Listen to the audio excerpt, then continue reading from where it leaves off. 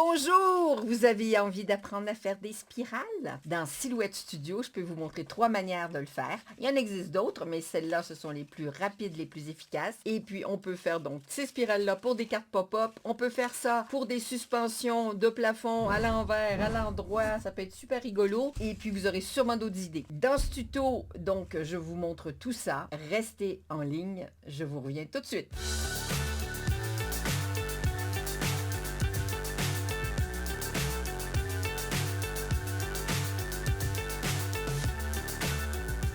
Premièrement, la chose à savoir, c'est que quand on fait une spirale, on peut soit la faire où les découpes vont faire que chaque morceau va être près l'un de l'autre, ou bien avec un espacement, comme ça par exemple, ok? Alors, vous allez voir en fonction des méthodes et des techniques donc, que je vais vous montrer, vous pourrez faire le choix de ce que vous avez envie de faire. On y va, on s'en va dans notre super logiciel.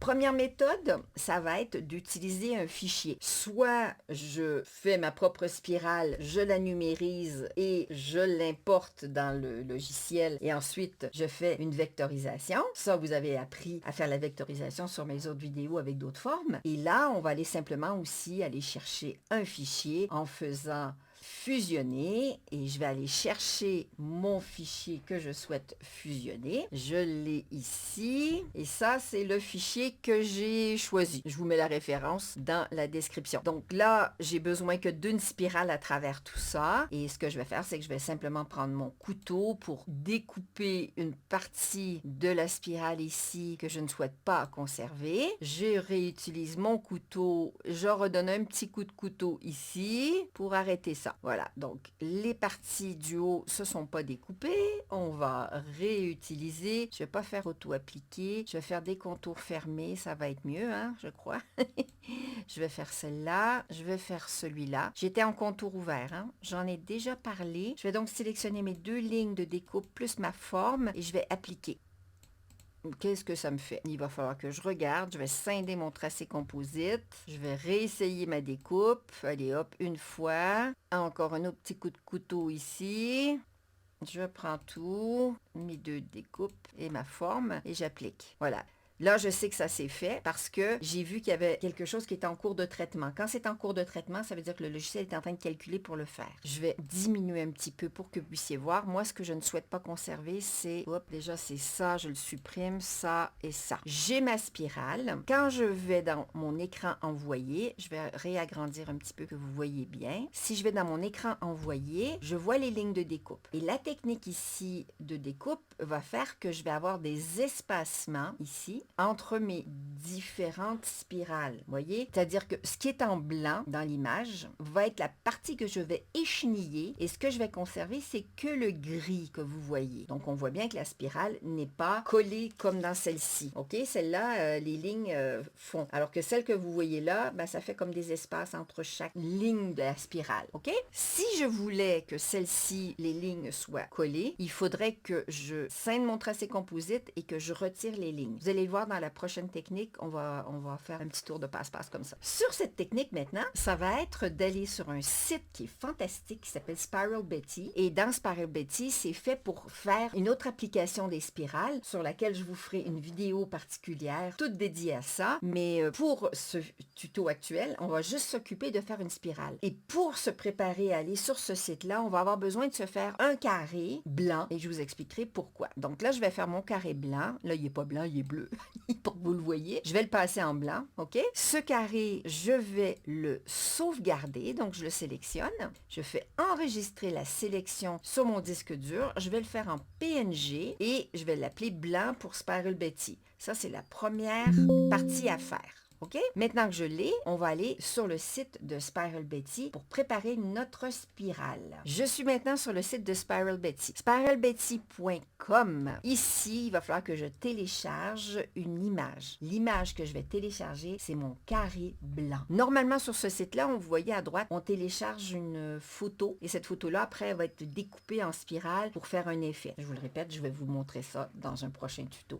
Là, on va juste faire nos petites spirales aujourd'hui pour les formes. Je vais donc aller chercher mon blanc pour Spiral Betty que je me suis créé. Et là, c'est pas blanc, c'est vert. Parce qu'ici, à droite, vous avez la possibilité de choisir la teinte. Je n'ai pas besoin d'avoir de teinte pour ce que je veux faire. Je vais faire simplement le fond blanc avec des lignes noires. OK? Ici, je peux déterminer la dimension de mes anneaux de ma spirale. Bon, celui-là me plaît bien. Allez, je vais faire celle-là. Ça me convient. Et tout ce que je vais faire. Après, on peut jouer avec l'échelle, les contrastes et la luminosité. Je vais télécharger ceci en PNG ou bien en SVG. Si vous avez une édition gratuite du logiciel Silhouette Studio, vous allez prendre PNG. Ça vous permettra d'avoir un fond transparent. Et dans mon cas, je vais faire SVG, toujours avec un fond clair. OK? Et je télécharge ma petite spirale. Et maintenant que c'est terminé, je vais retourner dans Silhouette. Nous voilà dans Silhouette. J'ai plus besoin de mon carré. Je vais maintenant importer mon Spiral Betty qui est ici et le voilà. Donc ma spirale, elle est prête. Maintenant, cette spirale, quand je vais dans mon écran envoyé, qu'est-ce qui se passe? C'est qu'elle là, je vais vous le montrer de plus près. Ce qui va se découper, c'est cette partie-là de la spirale, ou bien le blanc. Et mes lignes ne se touchent pas comme ce que je vous ai montré juste avant. L'astuce, ça va être de découper l'entrée et la sortie, ou bien de simplement couper le tracé du vecteur pour que je puisse enlever une couche. Vous allez comprendre. Je vais donc changer ma ligne pour du rouge, et vous allez mieux voir. Et puis, on va faire le fond transparent. Là, j'ai vraiment mes lignes de découpe qui apparaissent, d'accord? Et là, ici, quand je reviens au début, il faut que j'ouvre ça ici, cette partie-là. Donc, je vais éditer mes points. Je vais me positionner ici et je vais couper mon tracé. Donc, dans mon écran édition des points qui va s'ouvrir, je fais couper le tracé. Maintenant que le tracé est coupé, et je vais me mettre... Alors, c'est vrai qu'il apparaît un peu trop épais. Je vais sortir de mon mode point, je vais cliquer sur mon design. Et ici, au niveau de la valeur de l'épaisseur des lignes, je vais la remettre à 0 parce que la découpe avec Silhouette part toujours d'une épaisseur de ligne de 0. Le 1, c'est quand on veut l'imprimer et qu'on veut le voir. Là, je me remets en 0, je suis dans le réel. Quand donc je fais mes points ici, vous voyez que mon tracé, j'attrape mon rouge, là, c'est ouvert. OK? Donc, ce tracé-là, je peux le supprimer. Celui-là aussi. Et là, c'est ouvert. Mais il faut que j'aille ouvrir l'autre bout aussi. J'aille chercher mon autre bout. Il est ici. Je vais encore couper mon tracé. J'ai donc mon point ici. Vous voyez, il est là. Je vais supprimer ce point. Et là, j'ai mes deux tracés ouverts. Je vais reculer et je vais vous montrer ce que ça donne. Hop, c'est parti. On va fermer nos points. On n'en a plus besoin. Et maintenant, je vais scinder mon tracé composite. Et j'ai deux spirales. OK? Donc là, si je fais une découpe, le blanc, ça va être la partie que je vais écheniller. Mais moi, ce que je veux, c'est conserver une vraie spirale. Donc ici, il va falloir que je reconnecte ce petit bout ici pour pouvoir le reconnecter. Voilà, je vais l'amener ici. Et ça me permettra de fermer ma spirale. Je peux en profiter pour simplifier parce que là, il y a beaucoup de points. Donc, ça a pas mal scindé. Allez, je vais refermer mon édition de points. Quand je m'en vais en mode envoyer, la machine va découper partout où j'ai du rouge et je pourrai détacher la partie blanche et toutes mes lignes seront collées comme celle que j'ai faite. Donc, celle que j'ai faite, c'est celle-là. Ou peut-être pas. C'est peut-être ma troisième technique qu'on va voir tout de suite. La technique numéro 3. Là, c'est une spécialité de Silhouette Studio. Vous allez voir. Pour le moment, on est allé chercher un fichier SVG, donc extérieur. On est allé chercher une spirale chez Spiral Betty. Et maintenant, on va simplement servir du logiciel tel quel pour la créer. On va se créer un cercle. Donc, je fais un cercle. Je maintiens ma touche majuscule enfoncée pour mon cercle parfait. Je n'ai pas besoin de le faire aussi grand. Vous allez voir pourquoi. Ce cercle, je vais le passer en transparent et je vais le combler avec ma fenêtre croquis. Et là, dans mes outils, et ça, si je ne m'abuse, je vais juste vérifier. On va se mettre en mode standard pour voir si je l'ai, cet outil-là. C'est pas dit. Eh bien oui, je l'ai. Fantastique. Vous l'avez dans l'édition gratuite, vous l'avez dans les éditions supérieures. C'est la spirale qui est déjà ici. Et cette spirale, elle est faite pour faire du croquis. Sauf qu'on va détourner l'histoire, on va s'en servir. On va cliquer là. Et vous voyez, j'ai ma spirale qui est créée aussi vite que ça. Les sillons, ils sont assez proches. On est presque sur un 33 tours. On pourrait presque écouter de la musique. Si je diminue l'espacement, là, c'est vraiment, vraiment serré jusqu'au point que, voilà. Donc, si je faisais du croquis, mon stylo, il ferait toute cette spirale comme ça, et plus je vais la rapprocher, plus je vais remplir mon image, ma forme de crayonnage. OK? Là, ce que je veux, c'est augmenter mon espacement. Donc là, j'ai une augmentation de mon espacement, et qu'est-ce que je vais faire? Je vais augmenter maintenant mon cercle à la dimension que je veux que mes sillons soient. Mais avant de faire ça, vous voyez qu'il reste toujours le même espacement de 5 mm. Je vais revenir à la position d'avant. Et ce qu'il faut faire avant, c'est faire l'effet de libération. Et qu'est-ce que c'est que l'effet de libération? Ça veut dire que ça verrouille mes réglages et que je ne peux plus jouer avec l'espacement. Donc maintenant, quand je vais l'agrandir, je vais conserver mes proportions et ça me permet que plus j'agrandis, plus les espacements s'agrandissent. C'est pas fabuleux, ça? Alors, si ma spirale, je la trouve encore, je peux l'agrandir. Si je veux que mes sillons soient très larges, eh ben, je vais faire comme ça. Et ce qu'il faudra que je fasse, c'est donner un petit coup de couteau pour diminuer éventuellement ma spirale de ce que je veux faire. Je vais reculer parce que là, ça fait une grande spirale quand même. Et je sors évidemment encore mon petit couteau. Et disons que ma spirale, je voudrais la couper ici. Je vais appliquer.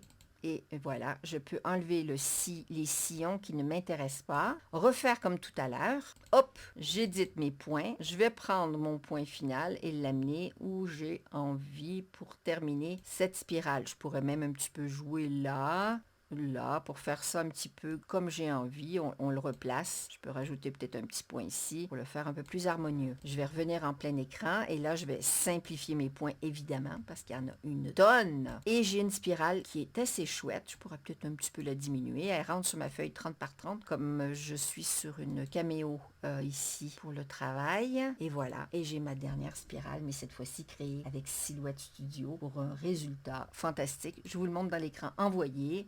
Et c'est ça que la machine va découper. Et on va se retrouver avec ma méga spirale.